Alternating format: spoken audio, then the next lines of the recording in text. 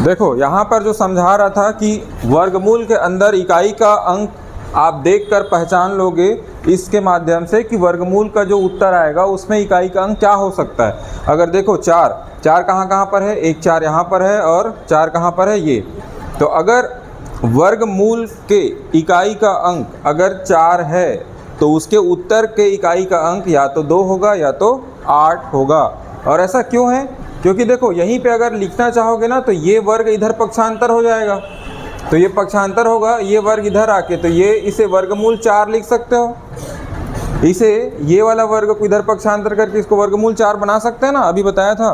वैसे ही यहाँ पर अगर ये वर्ग है 8 का वर्ग, तो इसको अगर वर्ग को इधर पक्षांतर करोगे तो ये वर्गमूल 64 भी लिख सकते हो इसी को।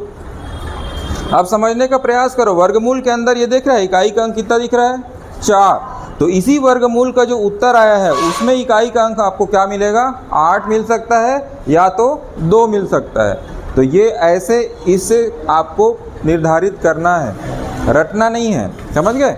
अब देखो इकाई का अंक में 5 होगा तो उसके लिए सोचने की बात नहीं है, 5 में इकाई का अंक होगा तो 5 ही आएगा उसका उत्तर में इकाई का अंक। अगर वर्गमूल में इकाई का अंक अगर 6 है तो आपके पास वर्गमूल का जो उत्तर मिलेगा उसमें इकाई का अंक या तो 4 हो सकता है या तो 6 हो सकता है, वो आपको यहाँ से पता चल जाएगा।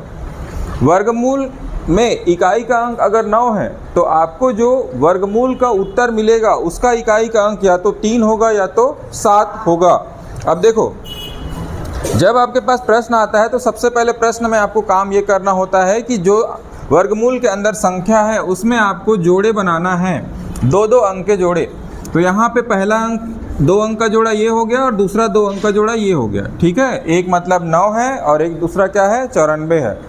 ये जोड़ा बनाते हैं, उससे क्या पता चलता है कि वर्गमूल के अंदर 2 अंक के जितने जोड़े बनेंगे आपका उत्तर उतना अंक का होगा। यहाँ पे 2 जोड़ा बना है, इसका मतलब आपका उत्तर जो आएगा इस वर्गमूल का वो 2 अंक की संख्या होगी, समझ गए। अब सबसे पहले आपको आना है पहले जोड़े पर, दाएं तरफ से पहले जोड़े में ये क्या दिख रहा है आपको, 9। इस पहले जोड़े से क्या निर्धारित करते हैं, इस वर्गमूल का जो उत्तर है उसका इकाई का अंक। देखो यहाँ पे कितना है, 9। तो आपको वहाँ दिख रहा होगा कि अगर वर्गमूल के अंदर इकाई का अंक 9 हो तो वर्गमूल का जो उत्तर मिलेगा उसका इकाई का अंक क्या क्या हो सकता है, या तो 3 होगा या तो 7 होगा। ये मिला है आपको इकाई का अंक। अभी दहाई का अंक बचा है, ठीक है। अब इस दहाई के अंक का निर्धारण करते हैं ये दूसरे नंबर के जोड़े से। क्या दिख रहा है, 94। क्या दिख रहा है दूसरा जोड़ा में, संख्या क्या, 94। अब इस 94 से आपको मिलेगा ये दहाई का अंक, इस संख्या के दहाई का अंक। 94 को देखो किन किन संख्याओं के बीच आ रहा है, 94 9 और 10, मतलब 81 और 100 के बीच में 94 आता है, ठीक है। तो ये 94 आता है इनके बीच में यहाँ। अब आपको दिख रहा होगा कि ये जो 94 है इससे ये जो 100 है वो क्या है, बड़ा हो जा रहा है, इसीलिए आपको बड़े वाले को आंसर पे नहीं लेना है, इससे पहले वाले को लेंगे, अर्थात हम 9 को लेंगे दहाई का अंक। 10 क्यों नहीं लेंगे, समझ आ गया, क्योंकि ये जो 10 का वर्ग 100 है इस 94 से बड़ा है, आपको बड़ी संख्या को नहीं लेना है। तो आपके लिए यहाँ पर दहाई का अंक हो जाएगा 9। तो दहाई का अंक को 9 जब लिखोगे तो एक संख्या आपके पास 93 मिल गया, दूसरा संख्या क्या मिल गया, 97। अब उत्तर या तो 93 होगा या तो 97 होगा। अब दोनों में से कौन सा आपका उत्तर होगा इसका निर्धारण आपको करना है इसके बीच की संख्या को लेकर। आप जान रहे हो कि या तो 93 का वर्ग कर देंगे तो आपके पास 9409 आना चाहिए, या तो 97 का वर्ग करना चाहिए तो 9409 होना चाहिए।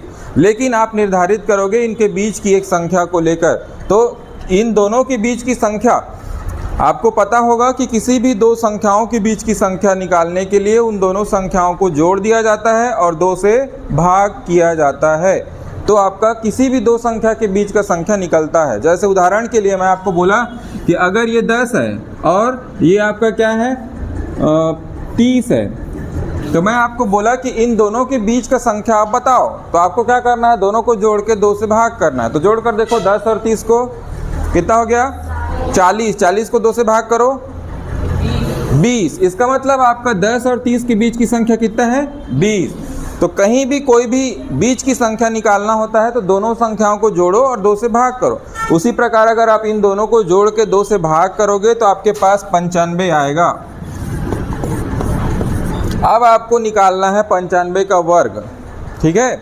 95 का वर्ग को निकालेंगे और इसका जो आंसर होगा 95 का वर्ग, उसी से तुलना करके देखेंगे, तब आपके पास पता चल जाएगा कि इस वर्गमूल का आंसर 97 है कि 93। 95 का वर्ग निकालते हैं कौन सा विधि से? एकाधिकेन पूर्वेण विधि से। तो 95 का वर्ग मतलब 95 गुणा 95, ठीक है। अब 95 गुणा 95 में आपको पता है एकाधिकेन में उत्तर का जो दायां भाग होता है इकाई का आपस में गुणा, तो 5 गुणा 5 कितना आएगा? 25। और उत्तर का बायां भाग मिलता है दहाई गुणा दहाई का एक अधिक, मतलब 9 गुणा 9 का एक अधिक 10, तो 10 गुणा 9 बराबर कितना? इसका मतलब आपके पास 95 का वर्ग मिल रहा है 9025। अब आपको देखना है कि ये जो 9025 से ये जो संख्या है वो क्या है, बड़ा है कि छोटा है? ये जो आया ना ये 9025, इसी संख्या से आपको इसको तुलना करना है। तो बताओ 9025 से ये 9409 बड़ा है कि छोटा है? बड़ा है। अगर बड़ा है तो आपको ये बड़े वाले संख्या को आंसर लेना है। अगर मान लो 9025 से ये छोटा होता तो हम छोटे वाले संख्या को आंसर लेते। 93 और 97 में से कौन सा बड़ा है? 97 बड़ा है ना। चूँकि इस संख्या से ये बड़ा है इसीलिए आपका आंसर 97 होगा, ठीक है। तो यहाँ पर आपको लास्ट में एक लाइन लिखना होगा कि वर्गमूल 9409 बराबर फाइनली आपके पास मिला क्या? 97। तो ये आपका आंसर है। अब इसकी जो बनाने की जो विधि है वो विधि मैं आपको लिखवा दिया था, 1 2 3 4 5 करके लिखवाया था, ठीक है।